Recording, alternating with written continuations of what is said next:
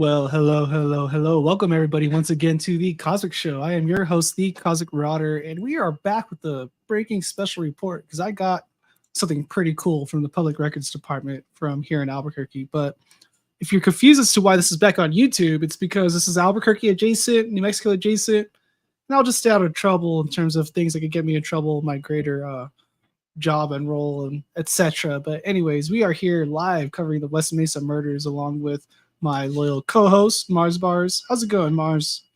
Howdy. How's life going down there? You told me you're eating some pretty hot green chili lately, but is the weather hot? How's southern New Mexico? It doesn't want it. It's not deciding what it is. It's like really nice and breezy and cold, and then it's like sunny and muggy, and then it's like, oh no, it's gonna be chilly today, and then like 30 minutes later it's like, oh no, it's muggy. Basically same here. We had thunderstorms all day. It's kind of nice though. It's been under 70 degrees. We can't complain. But the very cool thing I have to share with you guys is I have been actively requesting the West Mesa murdered missing victims police reports regarding when they went missing. I don't know if I said that correctly. The missing persons reports of the West Mesa victims, and I got 10 of them right now to go over with you. They're uploaded, ready to share. I could not get one of them. I requested it out of Lawton, Oklahoma. And they told me that due to their children's code out there, they would not release that missing persons report to me. I am awaiting 2 audio interviews, though, in regards to 2 of the missing women. And that's confirmed pending straight from their mouth yesterday. So that's pretty cool. Anybody could do it. Yep. More people need to start requesting their public records, all that shit. Oh, we have Good Dan in here. What's up, Good Dan? Hey, Good Dan. But this has got me down the path of like, now what other records do I request? What else do I need to look out for? So I also requested there's like a tattoo reference. You'll see page actually because I scanned it to myself. But there's a tattoo reference file that was mentioned with a case number. So they might have this lady's like tattoos on file somewhere, like pictures of on her skin. So that'd be kind of creepy to look at. But what are your thoughts on the West Mesa murders, Mars? I remember one time we went out there to try to recreate what we thought was the routes. I've always had a big interest in the case because it happened when I was at the tail end of my college career. It's kind of shocking to think that it was happening out here, but at the same time, it shouldn't be surprising. What do you think? Yeah, I mean, it's pretty spooky. And I remember in the beginning when we talked about it a long time ago, I was like, I think it's a cop or like someone on base around that time. Yeah, I like to agree with that thought too, but more I think about it, I'm kind of thinking it might be like an informant / undercover, somebody like tangentially related to the police, but not exactly the police. Right. Or it could just be a rando. Who knows? But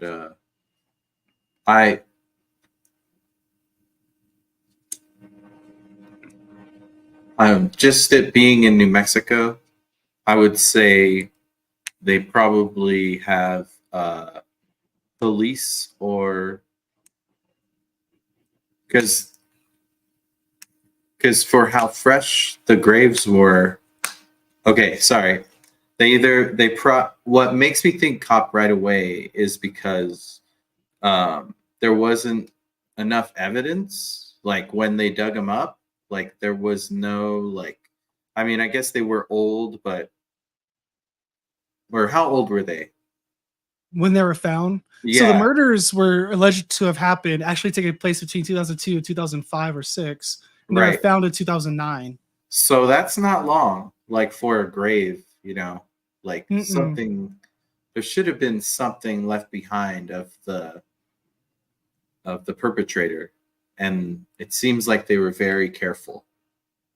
Yeah, there was no evidence of gunshots. They couldn't find a cause of death viewing the remains because it was bones at this point. So that highly makes it likely that they were strangled.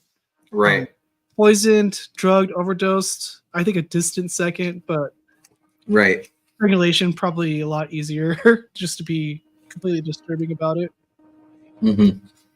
The only physical evidence that was ever alleged or rumored to have been found was this one nursery tag that they think is connected to this one suspect who's serving time in jail for some cold case rapes of middle schoolers he did in the 80s and 90s. So he's spending the rest of his life in jail on that. They found a tag of a nursery that this dude was alleged to have gone to quite a lot.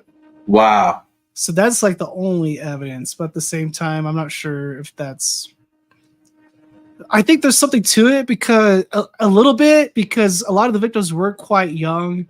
There's only one victim, I think, under 21 exactly, but 13, 15 young, tiny women. Oh, wow. You know, the West Mesa murders, for one of my conclusions, I had, let me see, five victims were 105 pounds or less, and none were over 130 pounds. So I don't think this guy was a super hulking big dude. Right. Like, he probably had a limit to what his capacity could be in terms of carrying somebody out there or burying them in the mesa. Right. Let's go ahead and check in on some of these comments right here.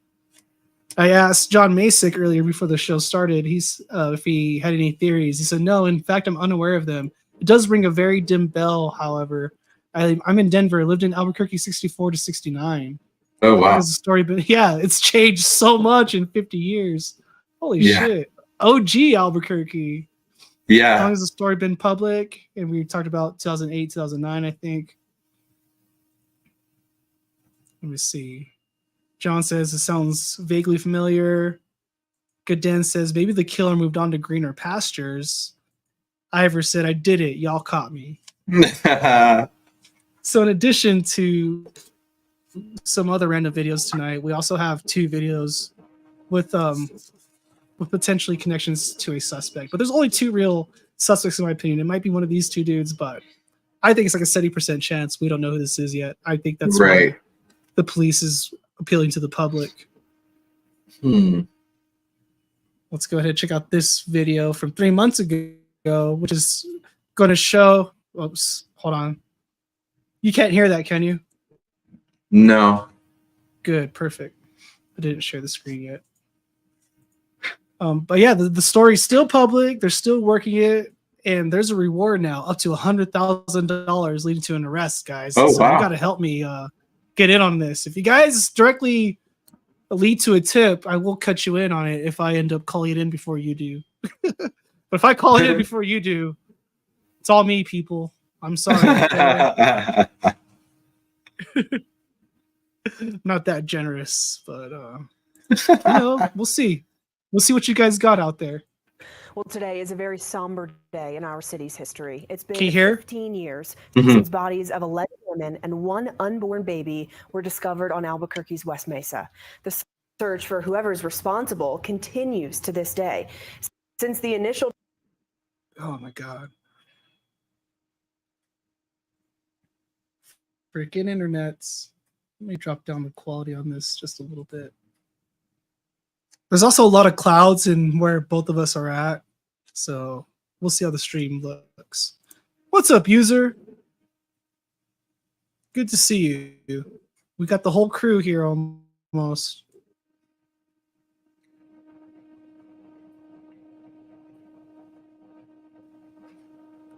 Come on, continue. This case. Investigators have also performed 7 additional searches.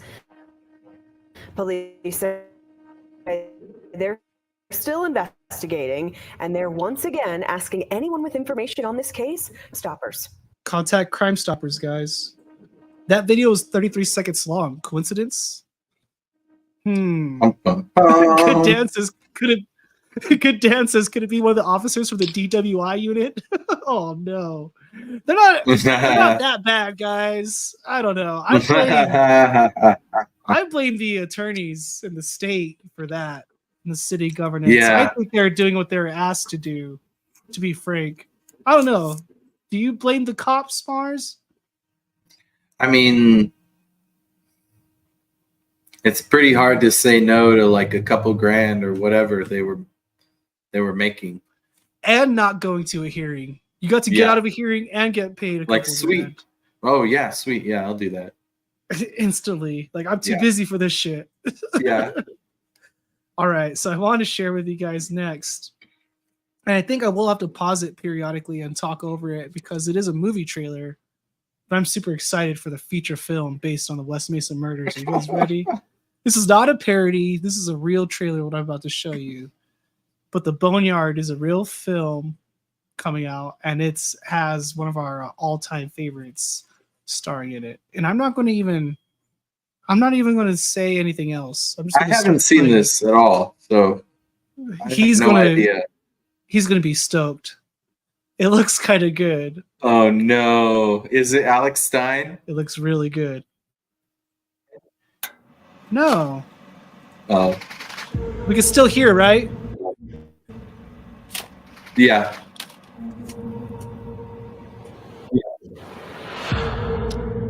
Approximately 6 weeks ago, one of our concerned citizens came across human remains while walking a dog.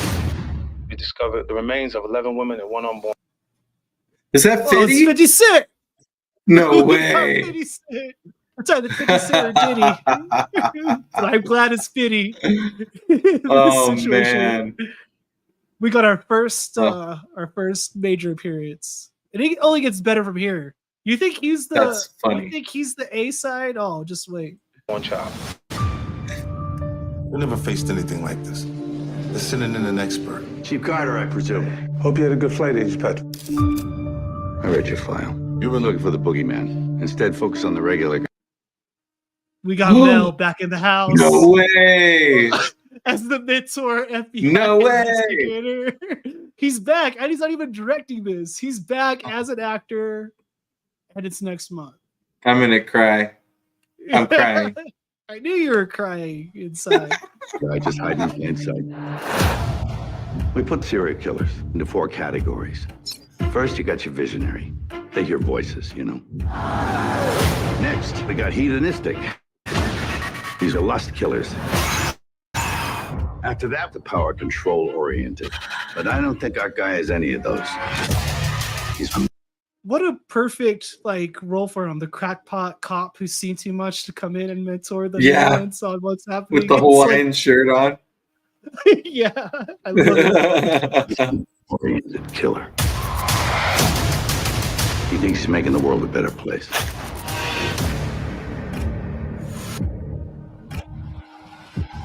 I had to watch this twice just to make sure it wasn't a parody or a fan trailer. Right? Or AI. I had to really make sure before I share this. And it's a very good time. Oh no. You want to do this thing? Oh, you know I do. You telling me the serial killer can be an undercover cop? So it could be any.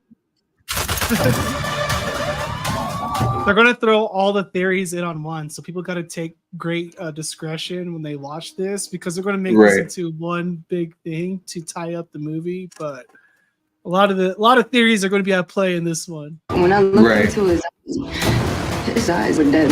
He's playing God.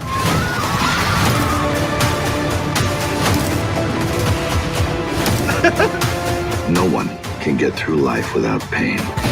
My pain is deep, but it gives me purpose. Predator amongst us.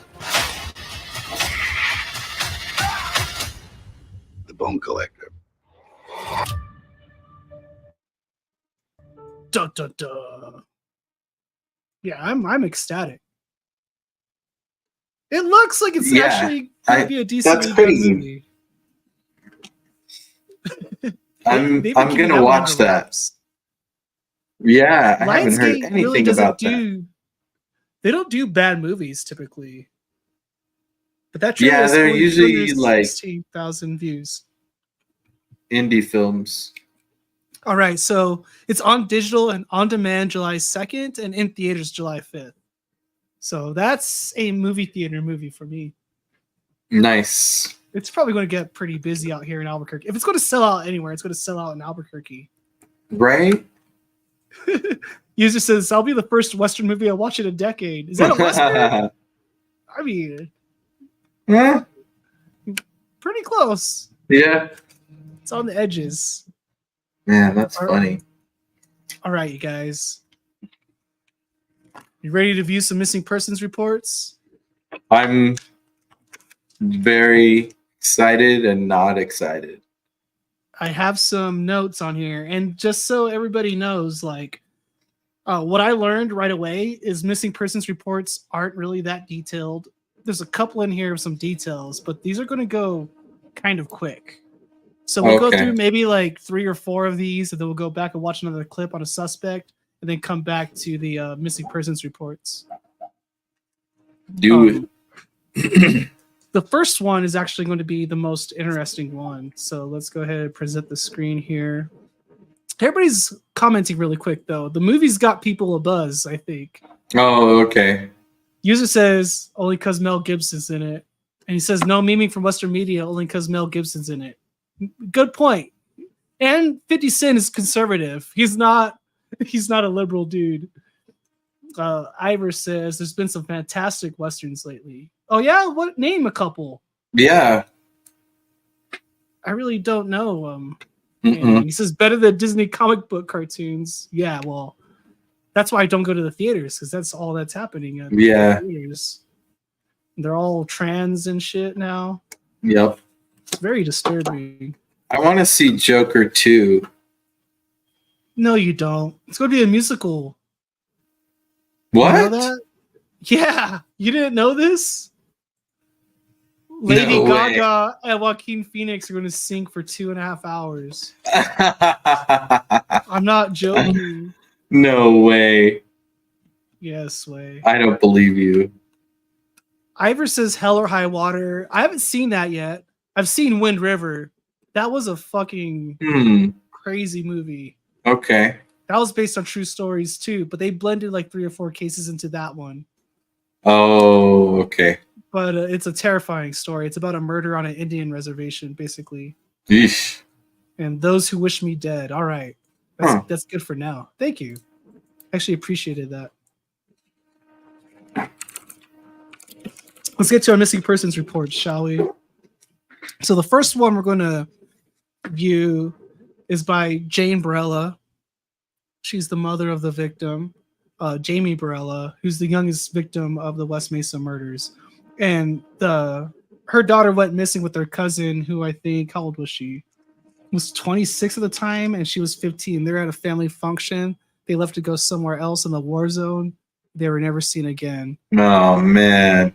So the occurrence date it allegedly happened on March 26, 2004, and the date reported was a week later.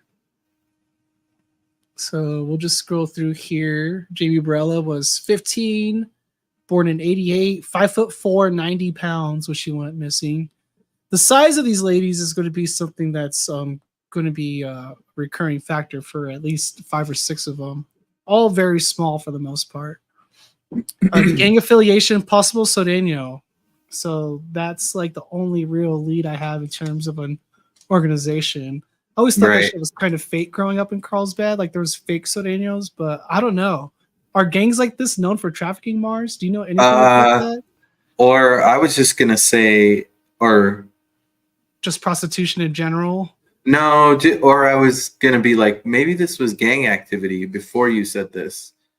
Or just like ritual shit. Oh, that's interesting. Initiation, you got to kill a hooker? Something like that. From the other side or something? Yeah. Looks like I have Evelyn Salazar's age incorrect. It's 23, not 26. So my notes said 26. She was 23 when she went missing. And they went missing on 5600 Gibson, which is San Mateo and Gibson. You know that little grassy park? Yeah. That was their last known location. Let me go ahead and scroll down here. So I'll just go ahead and read this because it's handwritten. It's hard to read, but I can read most of it. Officer Tafoya and myself are dispatched to 1101 Paloma Southeast, apartment 30, in reference to a missing 15-year-old teenager who'd been missing since last Friday, March 26th, called in by the teen's mother. Jane Barella said that her daughter Jamie and her older cousin Evelyn Salazar said that they were going for a walk last Friday night at approximately 9 p.m. when they left the apartment. She said that Jamie nor Evelyn have been seen since, nor have they called. Miss Barella said that she didn't report Jamie missing sooner because she felt that she would at least call or even show up between then and now. She said that she had already called all of Jamie's known friends, and none of them have seen her. She said that her relationship with Jamie is somewhat distant and that Jamie tends to keep to herself, and that she mostly wants to confide in Evelyn. She also said that although she does not believe Jamie is an active gang member, she believes that she does associate with members of the Soreno gang. She also said that they had just moved from the west side of Albuquerque to their apartment on Palomas 2 weeks ago, and that she still hadn't had the chance to enroll her in a neighboring school. She said that Jamie was born here in Albuquerque at the University Hospital. Miss Barella said that according to Evelyn's mother, Maya, Evelyn never returned home either that date. And in conversation earlier today, she was going to report Evelyn as a missing person sometime later today. Myself and Officer Tafoya went to 5600 Gibson Southeast, apartment 332, Myra's apartment, but nobody was home. Jamie was entered into NCIC at 10:30 hours by Priscilla. Report review. Let's see. User says small people are easy to snatch. You don't see people running off of fatties. Yeah, gravity can be a weapon, I guess. Good Dan says, why can't I see the other chatters? Well, that's because you're chatting on Rumble, and I can see your chats on Rumble, but I can't comment to you through type on Rumble. But they can see you on YouTube whenever I highlight your thing. So you guys won't be able to interact with your chats unless you go to YouTube or they go to Rumble or chat with you there, etc. Any thoughts on that, Mars Bars, our first missing persons report? Yeah, I mean, it's interesting that they had just moved up there. Like, it's crazy. And we're going to see a recurring connection between the west side and the southeast of Albuquerque, which is really, it's really fascinating. It could be random because, like, Albuquerque is very much built on a grid, right? It's one of the most grid-like cities out there in the world. I'm not even joking. It's like up and down and across the whole state. So it's like, it's hard to figure out what exactly the connection is between, you know, Coors, Northwest Albuquerque, and this area. Yeah. The war zone's the war zone. We know the war zone. But what is Right. the connection between this, like, shady part of West Albuquerque? Right. Oh, look at this is so funny. Well, Ivor says the obese make the best soap. I wasn't talking about that. But Teabaggin went over to Rumble to say, "What's good, Dan?" And then Not Good Dan went over to YouTube to say, "Hi again, my friends." So they're cross-pollinating. That's good. It's very good. I'm gonna go grab another beer really quick. Can you just keep the chat going? Keep talking to him about the West Mesas, dude. Tell him about our trip. I remember the first night we went out to the West Mesa in my 1995 4Runner. It was late at night, 10, 11 o'clock, and I recorded the whole way and on audio. I remember that was like one of the first things we recorded together. Do you still have that? I have it. Oh, yeah. Send it to me. I will.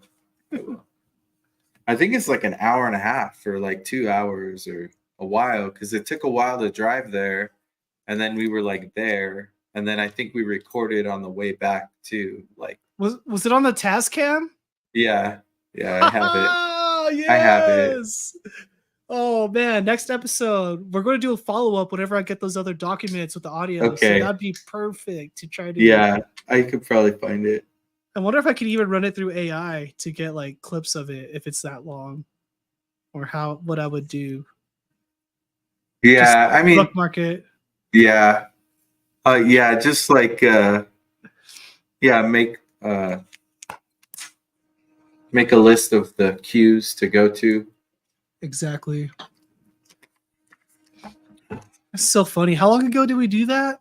Like 10 years ago? 12 years ago? Probably. Yeah, a long time ago. Probably 10 years.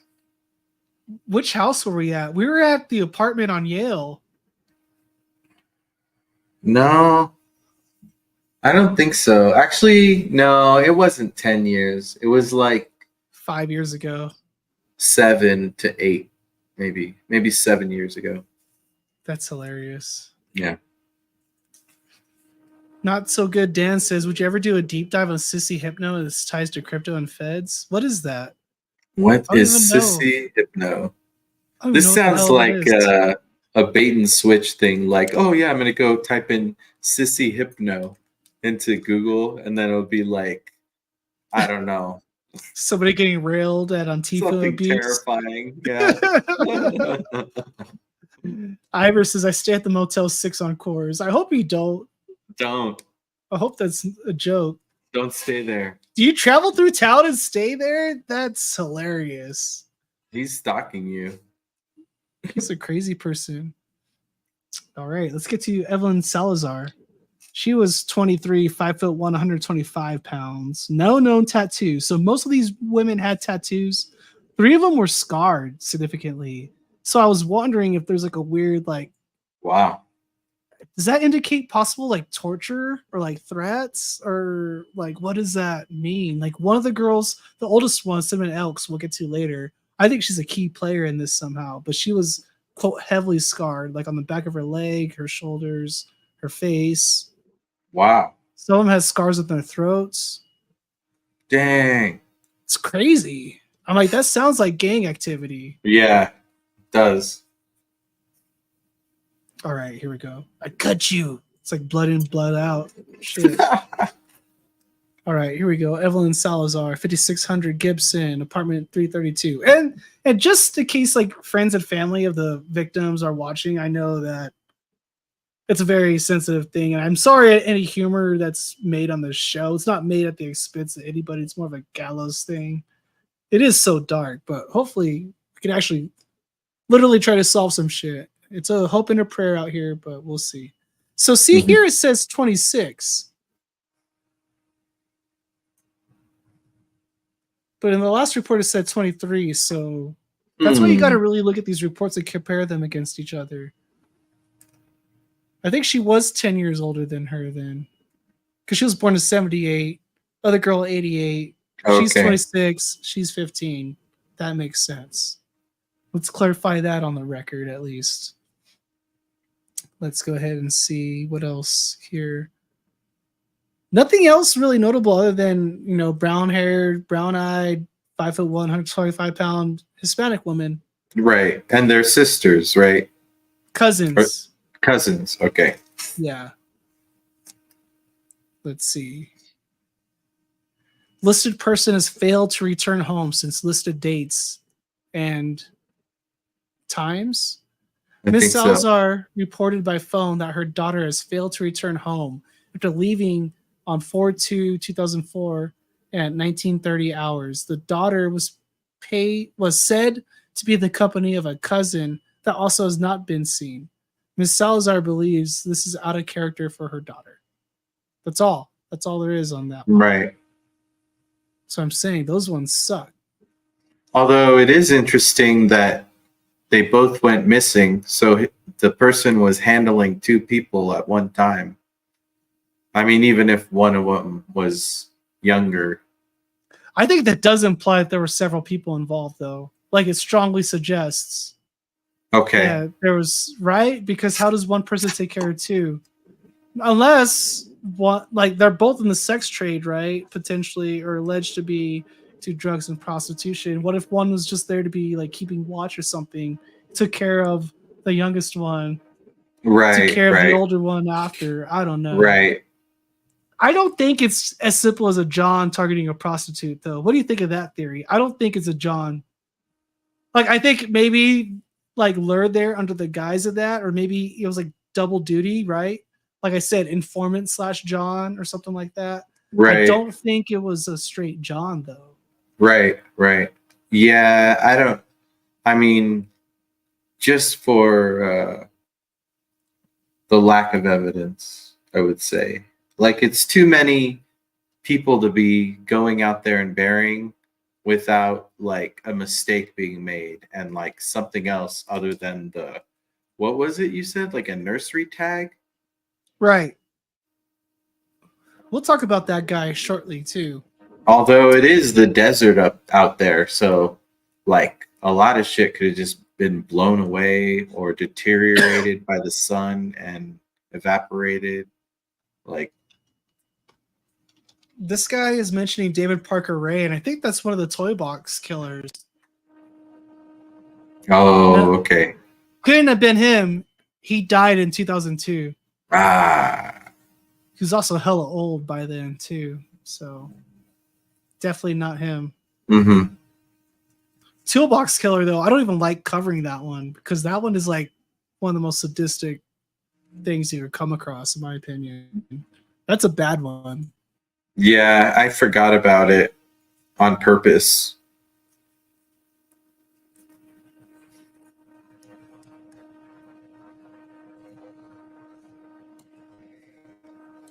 All right, let's go to Google Earth. We'll cut out. I think we're good now. All right, good. Man, fucking StreamYard. Get your shit together, StreamYard. Let's get to Google Earth, shall we? I got some of these places pulled up. I don't know why it's so bright whenever it's on the display, and I don't understand why. But if we go ahead and zoom out, all the way out, right It is here. bright. Do you have your contrast like way up? How do I fix this? Let me see. Oh, on the TV Yeah. or on my PC? I don't know. Like, Both? do you have a setting on your operating system to be like hard of seeing, or, or like for your eyes? Maybe. Okay. It does look a little odd, but I think it's Let seeable. me check it out really quick.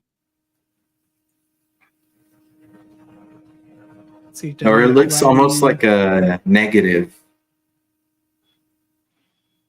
That sucks, right? But It's annoying a little. that's fine. Probably, it's annoying. It's all good.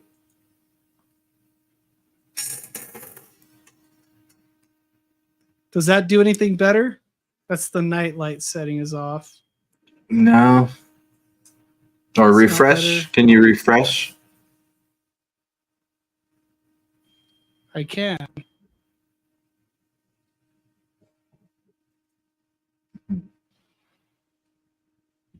Hold on. Get a second. If not, I'll just continue on.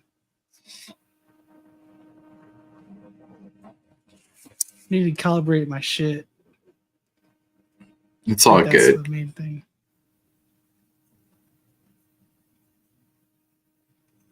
All right, let's just get back to the show. Yeah.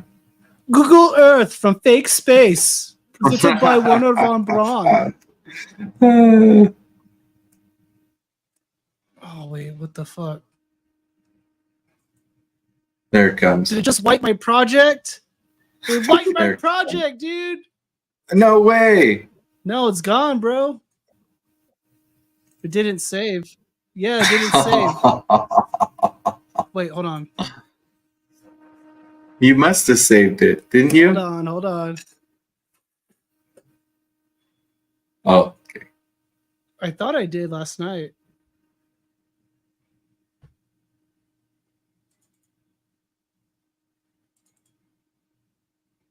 Well, motherfucker. Boneyard. Doesn't Oh, matter. That's The main point son I of a wanted to bitch. share. Main point I want to share is son of a bitch, yes. And basically all the parties lived within like 3/4 of a square mile of each other. So they were all walking distance in that San Mateo, Gibson, up a little bit north to Palomas Drive, southeast area. All right there next to each other. I know these locations good enough that we'll at least be able to talk about it. So User's right. I am boomered. I just got boomered right there. Gotta understand, it's hard navigating life from tapes to CDs to CD-ROMs to floppy disks. There's a lot that's happened in my life, guys.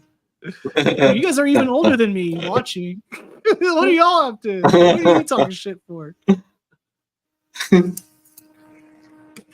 All right.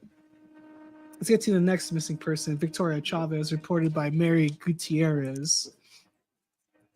Victoria Chavez is about 26, 4'11", 105 pounds. We have our first under 5-footer here.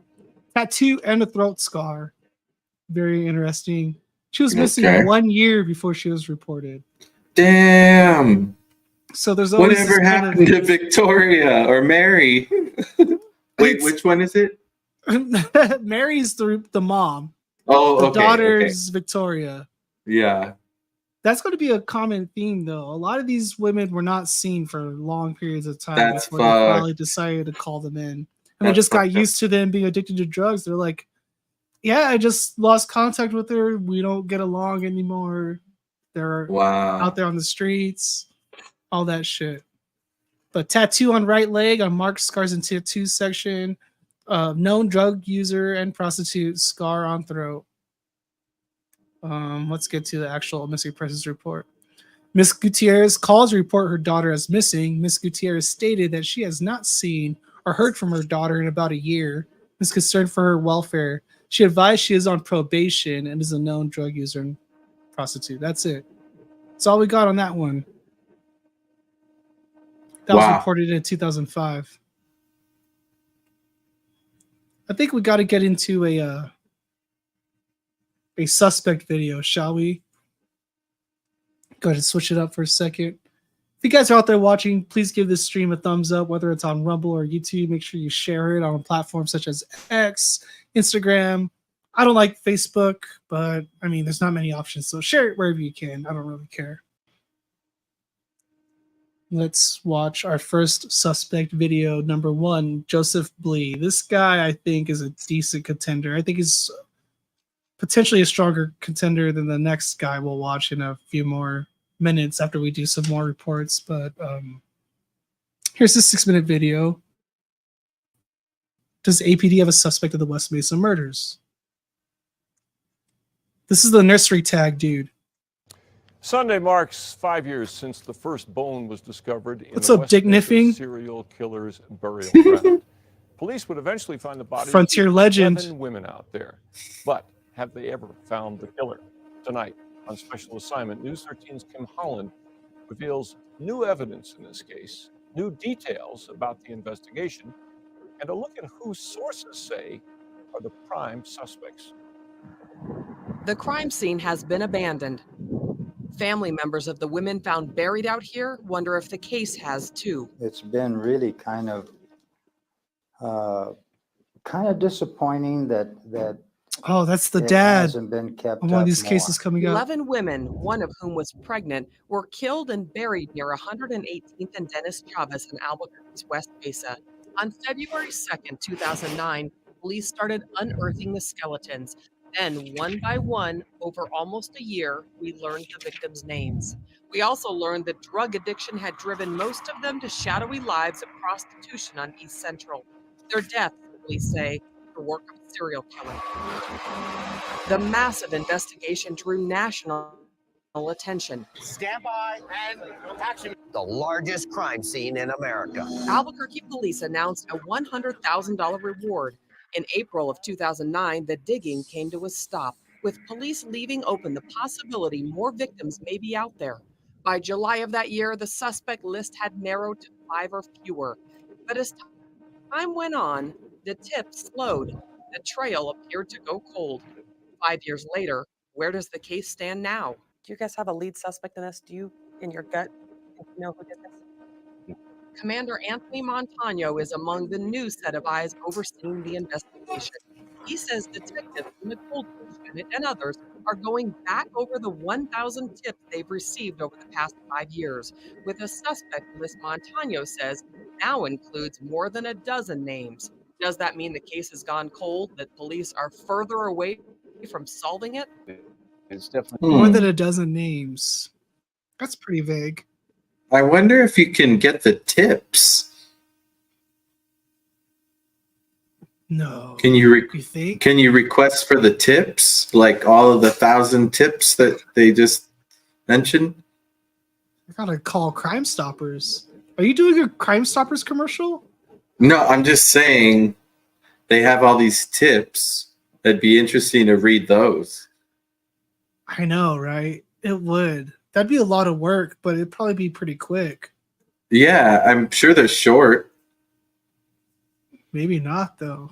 Man, that's scary. That's like really scary to think about. Because one of them's going to be right. Right. Like, like probably a lot of them are right, but which ones? Right. Ugh, dark. Yep. I think if you just keep seeing the same one over and over and it sticks out, I think it's just a gut feeling after a certain point. You just have to know. Or I bet hookers know. Right. They're like, oh no, we just One of these dudes or one of these girls' former boyfriends were named in an article recently. I'm like, I could try to find that guy. Right. And interview him. That'd be crazy. There's a lot of good information that we are receiving. It is progressing, but it's a very complex investigation. For years, police have insisted there is no serial killer on the loose. We've learned the suspect list includes 2 men with histories of violence against women. One's dead, the other's in jail. Lorenzo Montoya lived near the burial site. He told coworkers he had killed women and buried them on the West Mesa, and he had 3. A lot of people think this guy's a lot of people think it's this guy. I don't think it's him. Arrests on his record for picking up prostitutes on East Central. In 1999, police followed Montoya and caught him raping and strangling a woman in his truck. She survived. 7 years later, he strangled a 19-year-old prostitute in his trailer with a braided duct tape rope. Her pimp saw Montoya dragging her body towards his truck, then fired a shot that killed Montoya. Police said at the time that they believe Montoya may have killed before. The name Joseph Blea has never been revealed by police. This is the nursery tag guy. This guy I think slightly stronger candidate, but I also don't think it's him ultimately. News 30 has learned Blea has been on the suspect list for years. He's currently in jail in Santa Fe awaiting trial in a slew of rape cases, many of them involving young girls. His history has always troubled detectives. So is the fact that his DNA was found on the jeans of a prostitute who was killed and dumped off East Central in the late 80s. News 13 has learned a tag for a tree bought at an Albuquerque nursery was among the few pieces of physical evidence discovered in the makeshift graves. Blea, who worked as a landscaper, was a frequent shopper at the nursery. Police aren't discussing specifics about suspects, and they're not discussing tactics either, but we've learned more. In 2009, FBI profilers assisting APD had a suggestion: use one of the department's own officers to help draw the suspect out. That officer was Nadine Hamby, APD spokeswoman in 2009. The most important step right now. We've learned Hamby phrases and body language while speaking to reporters on camera. Sources tell us investigators hope seeing her on TV would spark a reaction of potential suspects, including Blea. Did it work?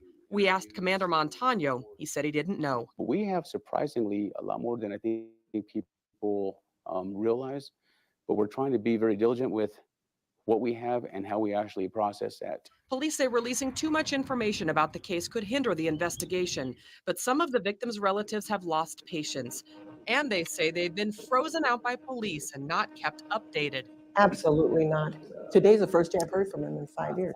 Police say the families are free to contact APD with any questions. The phone lines have never changed. Our numbers have remained the same since we started the task force. But the families aren't the only ones frustrated. This was one of the most horrific crimes in the history of our city, and there's been no resolution to what has happened here. City Councilor Ken Sanchez represented this district 5 years ago. And they let me know that the investigation is still ongoing, and that's the answers that I'm getting. And I feel it's not enough. I mean, we have spent hundreds of thousands of dollars on this investigation, and we still have no answers. Police say complicated cases take time. We will solve this. For the victims' families, the agony of the long wait lingers on. You never forget. It's like a wound, it'll heal, but I mean, a wound will scab up, but it'll never. Well, it's like when they say you have a broken heart. You literally have a broken heart. But do they still believe police will ever solve the case? And if you let them do their job, they will get it done. I don't know. It's been many years. They probably fight about that shit all the time. Right. It's like you shouldn't have had your kid. Sorry, go ahead. You shouldn't have had your kid out there on the corner tricking. Like, how do you stop that though? I don't know. People get so far lost though. Or you stop that. You stop that like way early, like when they're like 1 and 2. You just like pay attention to them while they're growing up, and that's it. Just pay attention. What if you get hooked on coke in high school? Just keep paying attention. Dude, it happens. Yeah. And people just, I think, have this hands-off approach with kids after a while due to like the counter child abuse movement. They're just like, okay, you can't be like that anymore with your kids. Right. That's bullshit. Pendulum just swung the other way, and it's like, nah, shit. There's consequences for this shit. Right. User says, these days you can't. There's a time where problem children were kept locked in an attic in family events. And he's right. He's 100% right. That's funny. Oh, it's dark. Let's get back to these reports. Who's our next missing person? Oh, it's Monica Candelaria. Let's see. What do my notes say on her? She's 5'3", 105 pounds. Red hair, brown eyes, wrist and ankle tattoo. She was missing 2 years before she was reported, and her last known whereabouts were on 811 Edith Southeast. And that's going to get to our next interesting locations. I wish I had my fucking map up, but I destroyed that, as you all saw. Stupid Google. Google usually autosaves shit. Right. Nowadays. But yeah. Or why were you using? Or go ahead. Why was I using Google Earth? Yeah, instead of maps. Well, because you get the 3D street view. Like I was going to zoom into the street and like look at the places. I had a whole thing. Yeah. I had a whole thing set up. Okay. I'm sorry. I know. Ivor's asking, where's this place on East Central? The first few locations were all in the war zone. So south of Central, like in that Zuni, San Mateo, Louisiana, Gibson area, like all in there. Ivor says, I might get lonely in the ABQ. No! Well, that's not why I wanted to tell you that. Uh-oh. Nasty bastard. I told you. He's a dirty motherfucker. He loves you. But this comes into our next location triangle where there's a lot of victims found on Edith Northwest, Edith Southeast. There's one in Rio Rancho, I think might be like a handler or the one that introduced them. We'll talk about shortly too. But there's really not many other notable areas other than this area of the war zone and then this area northwest of Albuquerque or in northwest Albuquerque. Talking too fast here. Let's see. 5'3", 105 pounds, 21. Let's get to the missing persons report. Mrs. Candelaria called in to report her daughter Monica missing. Mrs. Candelaria stated Monica was last seen on May 11, 2003 at an unknown location on the west side of Albuquerque, Central and Coors area. Has not been seen or heard from since. Mrs. Candelaria stated she wished to have Monica entered into NCIC as a missing person. I advised her that a report would be written. I'm telling you, these police reports are bullshit. Oh, okay, 811 Northeast. Correction. The addresses are even mixed up on these. Like some of these addresses didn't exist, and I know there's a confusion on this one. Right. For me.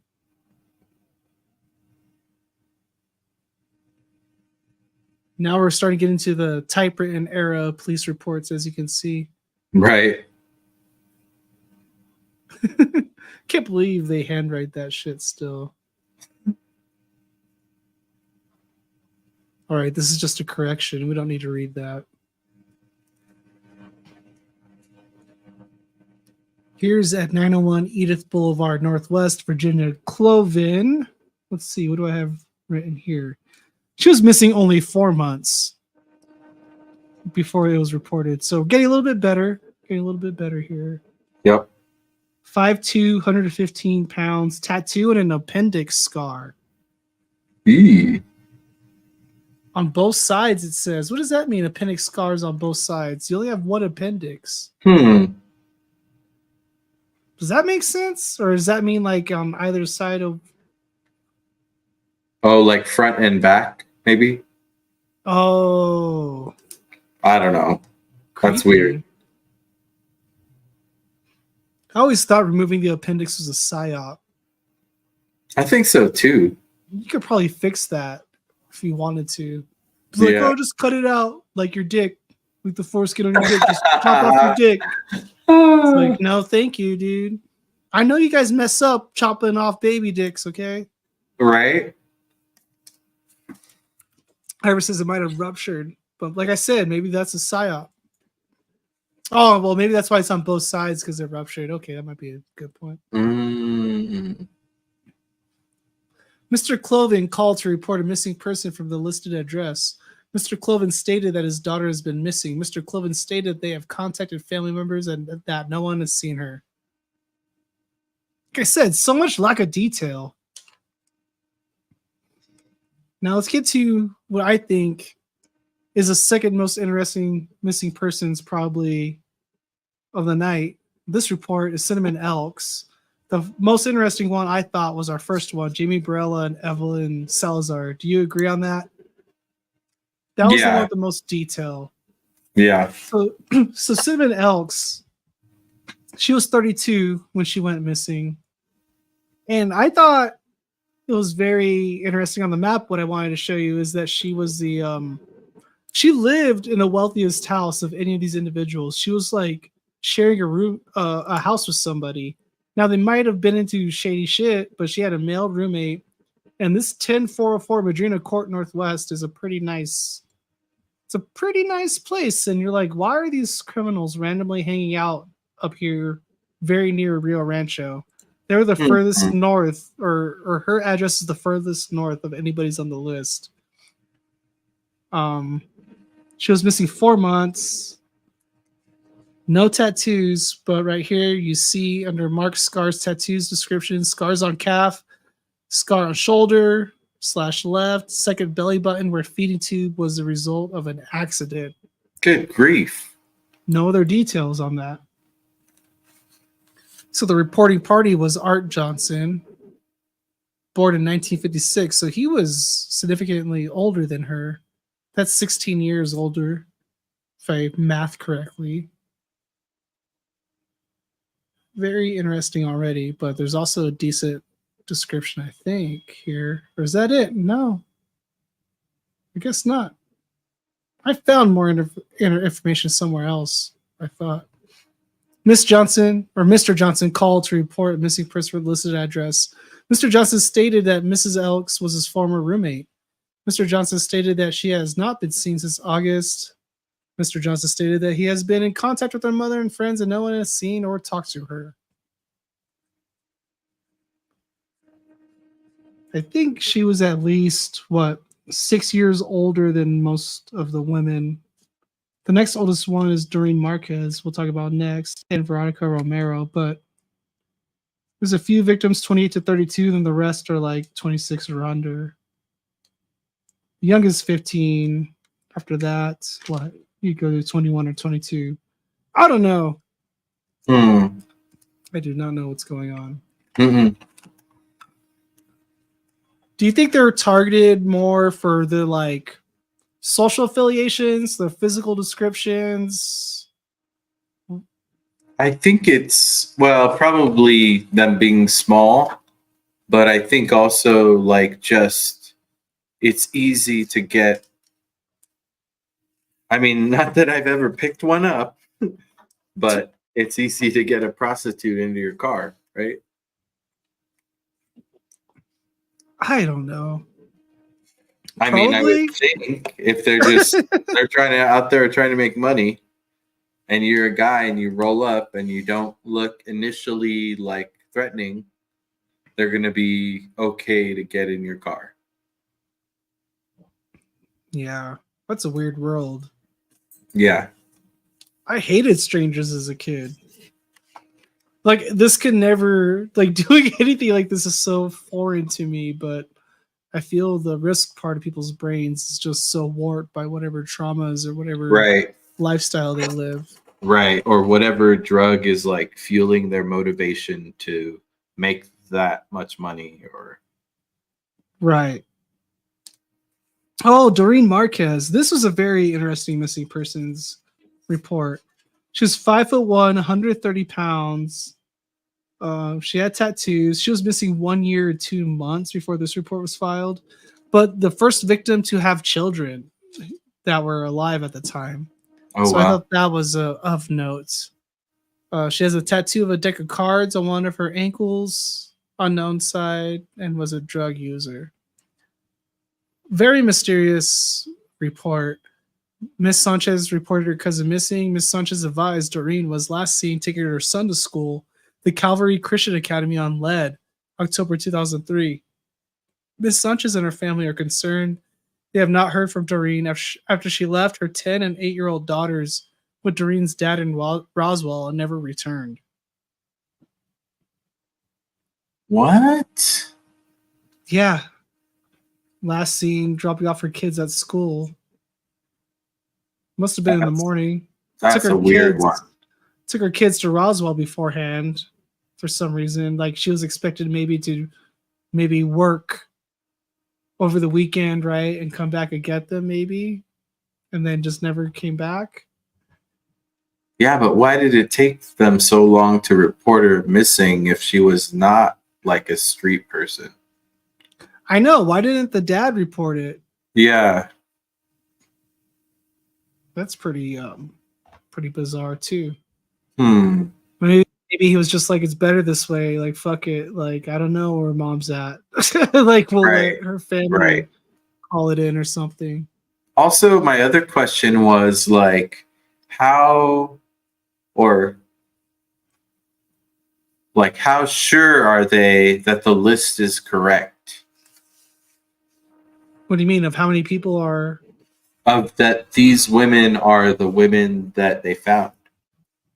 What do you mean? Like, how certain are they that these are the actual women? Well, they DNA tested them. Oh, did they? Yeah. Oh, okay. I'm pretty certain. I'm pretty sure it's pretty much verified. But there are 8 additional women that they don't know that if it's part of this timeline or not that went missing around the same time. Got it. But found in different spots though. The West Mesa guy stopped in 2005 or 2006. Oh, okay. He just stopped burying them there. Whether or not he was still active, I don't know. Right. Let's see. What other videos do I have pulled up here? I think here's a creepy video we should watch. This was back when Lorenzo Montoya broke through as a suspect.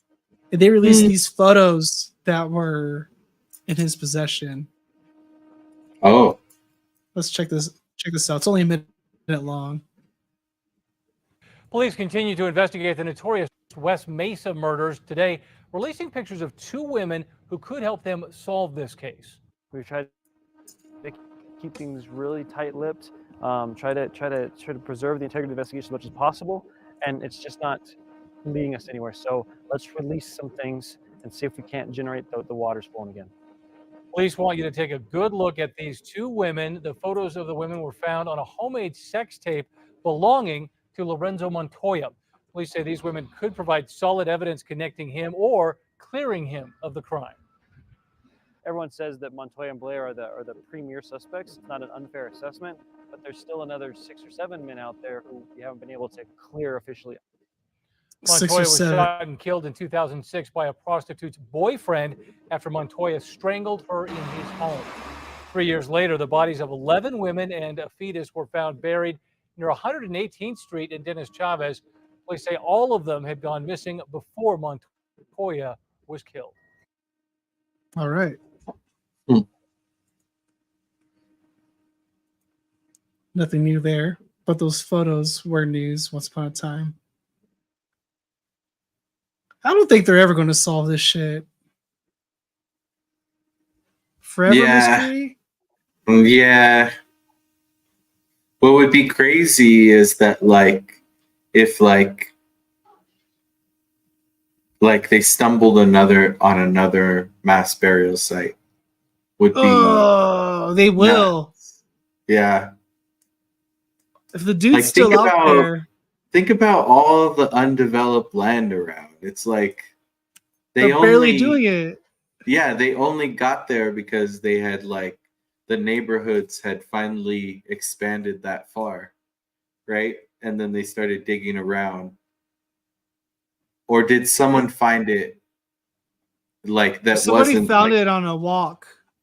Oh, the lady was okay. walking around the construction site with their dog, and the damn dog has a memorial now at the fucking West Mesa victim's part for finding it. He found the femur. Okay. They also found other human remains there recently, and they allege that they were ancient and not connected. Oh, right. I'm like, oh, okay. Now they're just native. Right. Now they're just ancient native remains all of a sudden. What a bizarre world we live in. Like, you're right. You remember when you told me you're like, New Mexico's haunted? Was it you that said that? No, I don't think I said that. Somebody said that. Why? Like, New Mexico's just haunted, like the whole state. That's hilarious. It's true. I think it is true. It's a powerful dark energy here. Let's get to our last few missing persons reports, and then we'll watch one last video. Thank you for hanging in there, Mars. Oh, yeah, no problem. Thank you for everybody out there watching. Hit that thumbs up. Make sure you get your comments in. We want to read your comments. We will do it. We will read your comments, okay? Don't be afraid to chime in there. And I need to update my computer tonight. I got to do an install because Skype was acting up.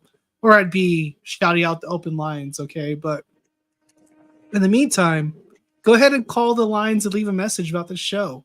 1-505-337-0631. Tell us what you think about the West Mesa murders. And we'll play those when I do part 2 of this when the other records are released. So, yeah. Hopefully this is a fun side project that works out. I think I'll get some more information. What do you think? I think they'll release it to me. I think so. I mean, I want to hear those audio things. That'll be cool. I'm dying. Yeah.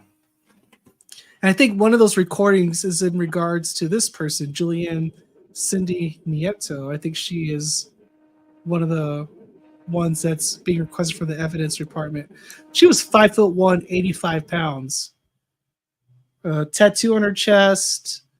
Angela Romero reported her missing for 520 Espanola Road, Southeast, 87108. Let's see what this reads. I'm checking my notes really quick. She was only missing 3 weeks before reported, so kind of more in an average time frame, I think. Right. Miss Romero called in to report a missing person. Miss Romero reports the listed person is missing from the listed location. Miss Romero states that she saw her cousin last, the listed date and time, but after that, she has not seen or heard from her since then. Also mysterious. Yeah. Fuck my life. User says it's all the Santeria and alien visitors. We don't do Santeria. Mm-hmm. That's Caribbean. We ain't got no crystal ball. That shit's satanic where we come from. Mm-hmm. We will kick you out the family if you do the Ouija board. I will salt a witch. Right in their face. Yep. Right in their eyeballs. Yeah. Where they're the most moist. Right in the eyeballs. Just saying. Moist. Try that shit up instantly. You will see no more. That's hilarious. Bam. He uses his base. All right. Here we have, let's see. Veronica Romero, the only victim reported the same day she went missing. Oh, wow. I think that's a big clue. Her parents loved her. Somebody loved her. 4009 Montgomery Northeast, number L2, 430 pounds, 28. Mary Jane Padilla. Maybe they were living together or 56. Probably your mom. Yeah. Let's see. Let's scroll down here. On listed date, time, and location, I was dispatched, reference a missing person. On arrival, I contacted M. Padilla, who stated that her daughter, V. Romero, was dropped off at the McDonald's on Central and Wyoming at approximately 100 hours to meet an unknown male friend. By the way, tell people about that McDonald's, Mars. What do you think about that McDonald's? Do you remember that time? Was it that McDonald's we drove through where we went to that McDonald's once and we got several cheeseburgers and then you assaulted a homeless with cheeseburgers? I think I did. I threw a cheeseburger at someone and I feel badly about it now. Was it on Wyoming and Central though? Was that the one? I feel like that was the one. Or no, I thought that was at the Yale one by the university. Really? You're brazen. Maybe. I don't remember. But yeah, I did I feel like we were on the east side when that happened. I feel like this was the same McDonald's. Maybe. Lots of crimes happen there, like assaults with cheeseburgers and missing people. Yeah, it has a whole energy where like when you're there, you might do the same thing. That's all I'm saying. It's like you go to like a warp of anything. It wasn't me. You're like, I might carjack somebody even though I'm in a car driving one right now. Like I might just. Does anyone have a Sawzall? Because I really want to like get some catalytic converters. I don't know. I'm having like a craving for it. I've never gotten one before, but it's coming to me in the I'll bolt look of up energy. a YouTube video. God damn it.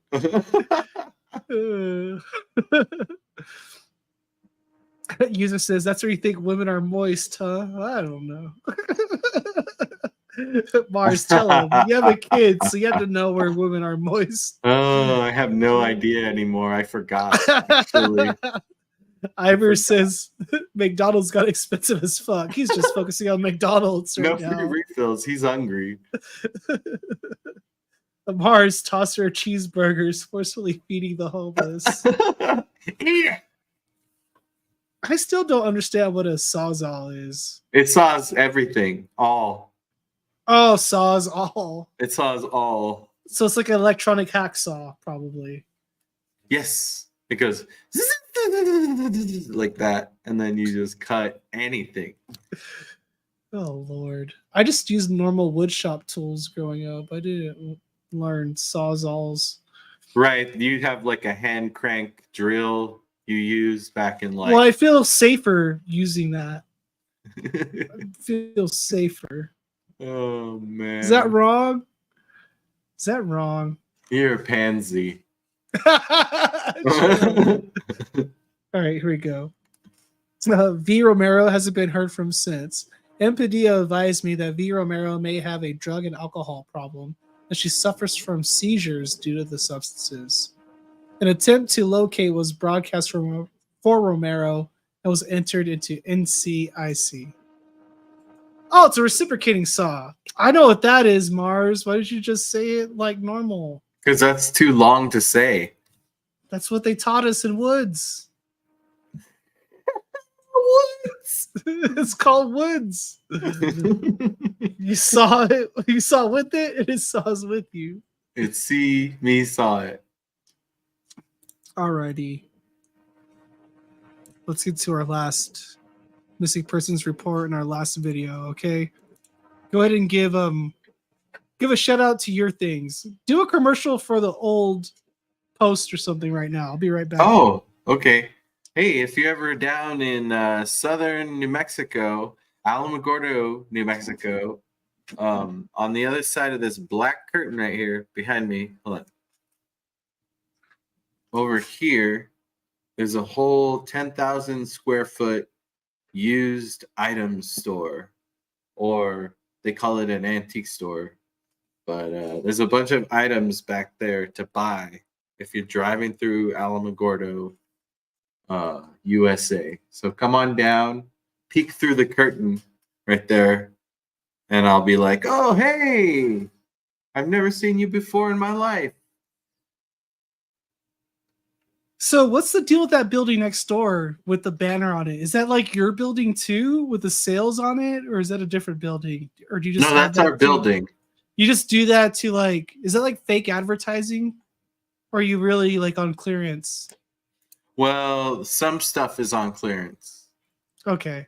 Like we're trying to sell all the cases, and there used to be, or there's like one vendor left that everything in theirs is like 50% off. Nice. So come on down. Do you have any lightly used skulls?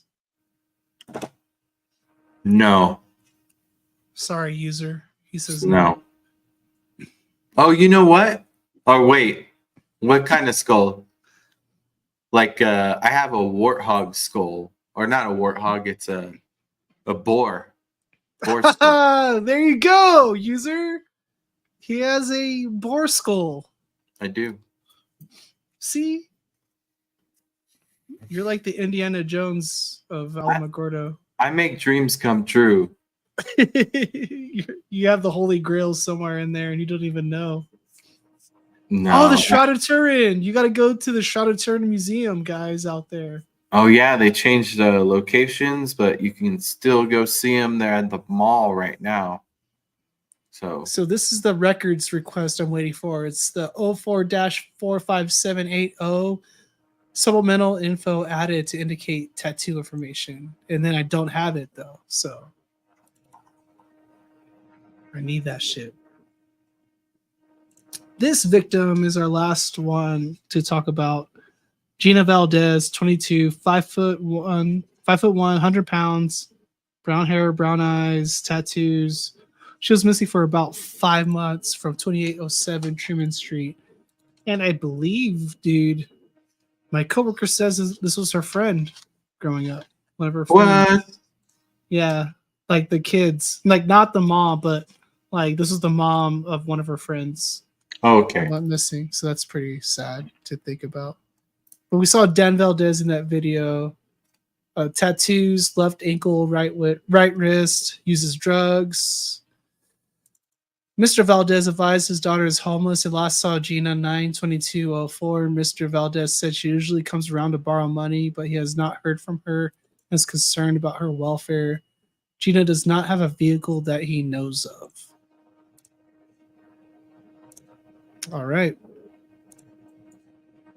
And that is it for the missing persons reports. Like I told y'all, there was a little bit more in certain places and not so much in others, but some of the takeaways I wrote down, I didn't write down much. I don't have much more to go off of right now. But I noticed 3 victims had scars of different varieties. Some of them were medical, some of them not. 5 victims were 105 pounds or less, and none were over 130 pounds. So either I thought somebody has a type or he has a physical limitation to where like maybe he's not a big guy and can't be lifting around 150 to 200 pound women and dragging them through the desert. Right. 5'6" is the tallest victim, and 8 out of the 10 were under 5'4". 2 victims were connected to Northwest Edith, Monica Candelaria, and Virginia Cloven, and they were both reported a year apart. Similar height, weight, and age on those 2. Plus, we have the 2 or 3 missing in the war zone. I don't know, some kind of West Side, East Side, maybe turf war.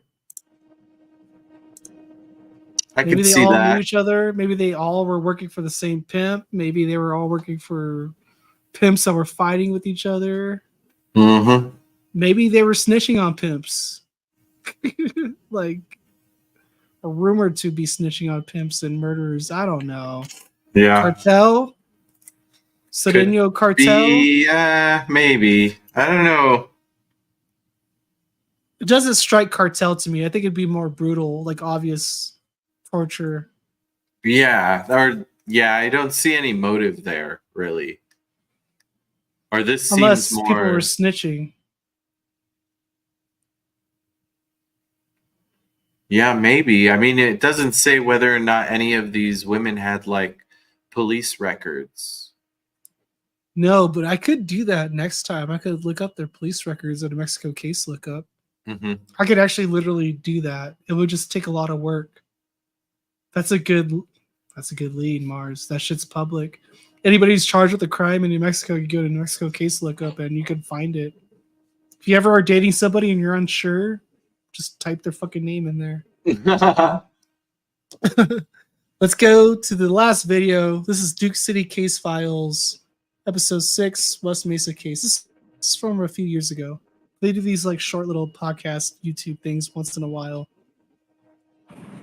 It's heart-wrenching to be out here and think about this is where they laid to rest. It's also heartwarming. It's a place to remember. So I was assigned to missing persons in the summer, July of 05. And I was assigned to adult missings. And then I was given 3 reports on three of the girls who had backgrounds of drug addiction and prostitution. Oh, snap. It was a retired detective who was hired back on to work in the cold case. So I consulted with him and I said, hey, I'm in contact with her. not right here. And so he did some other background and we were like, this is just too quiet. And so that's when I started making a list. And then the list kept growing as I started discovering more reports that had been on file. I told the detective, I don't know, maybe we have a serial killer. And I said, I just feel uneasy about their disappearances.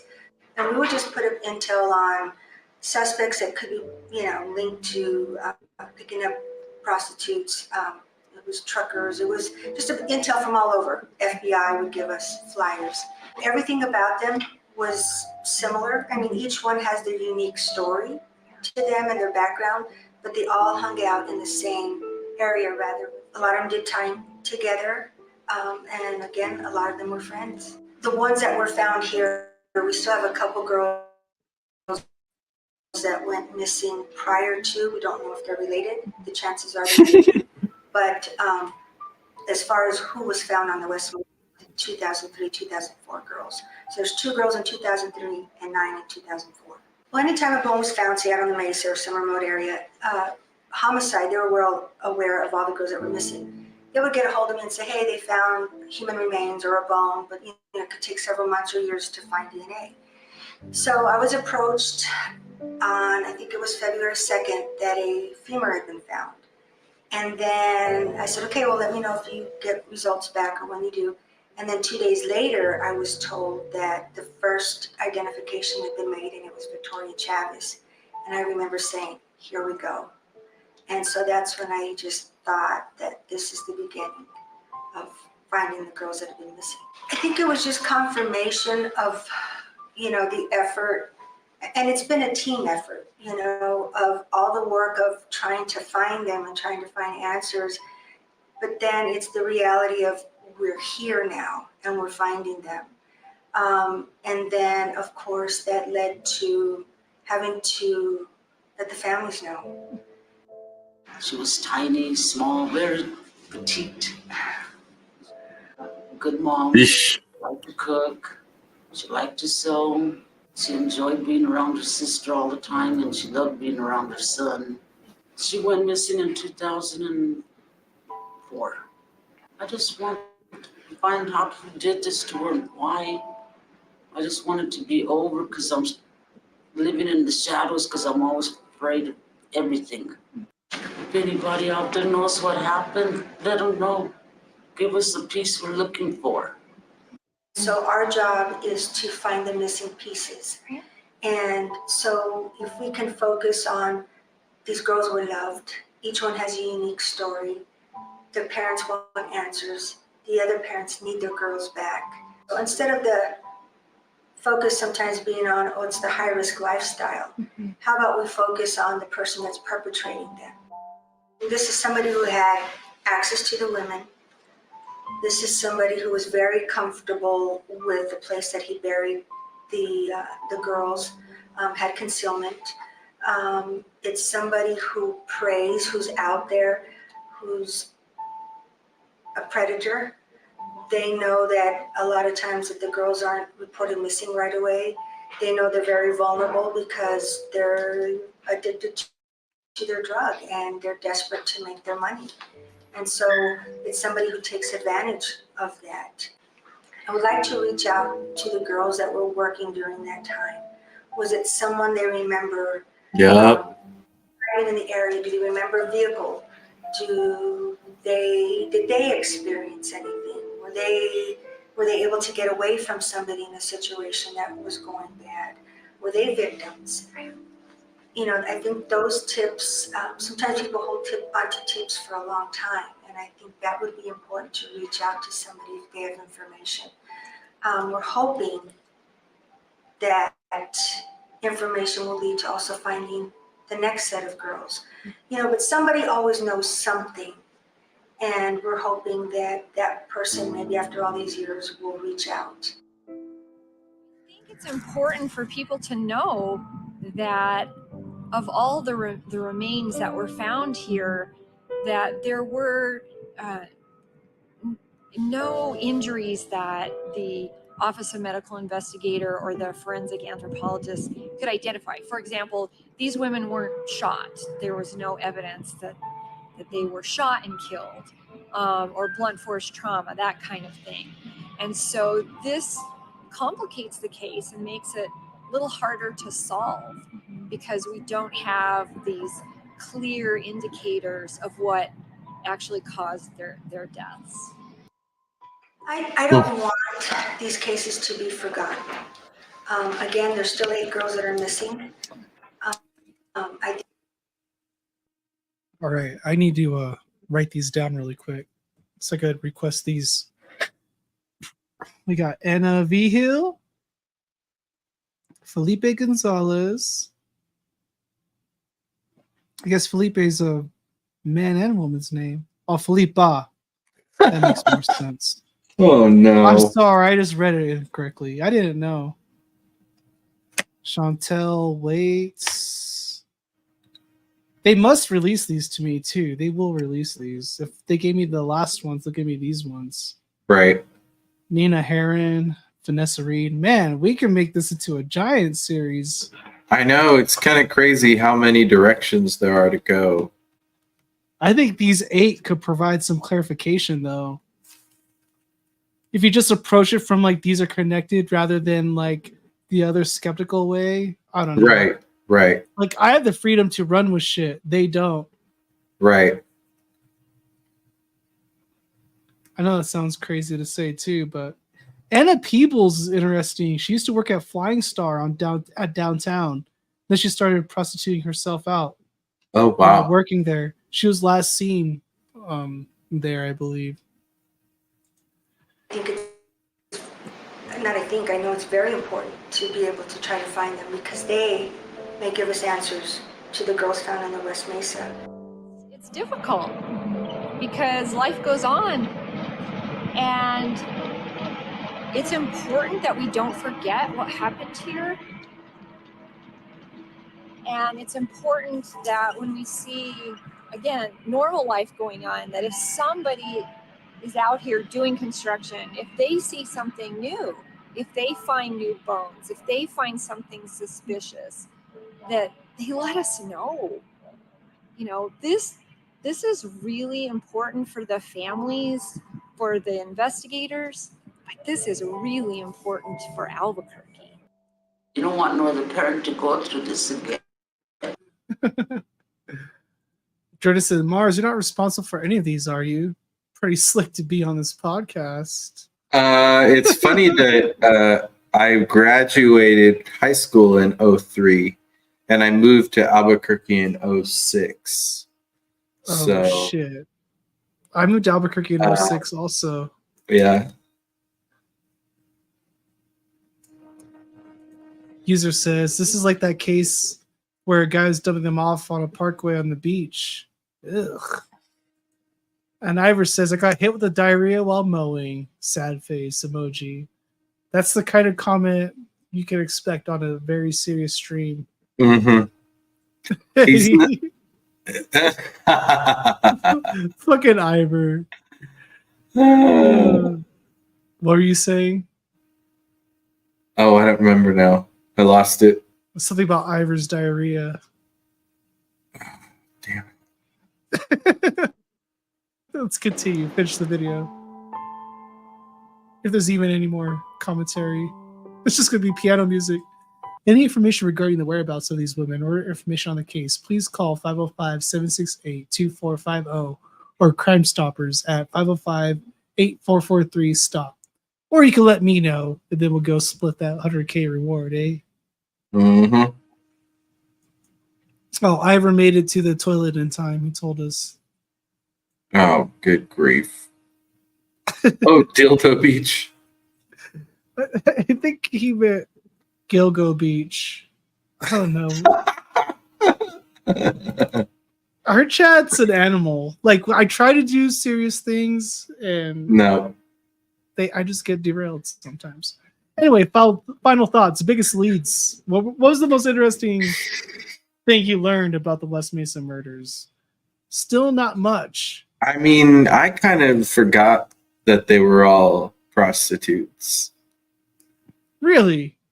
Yeah. I mean, it's been a while since we even talked about this. Or I think you did like a short show about this a couple years ago or a few years ago. Yeah. But I mean, other than that, it's not like I kind of forgot. I forgot they were prostitutes. So yeah, it's going to be really hard to figure it out, I think. I think like you said earlier, it's never going to be solved. I feel like they must have a strong inkling in a certain direction.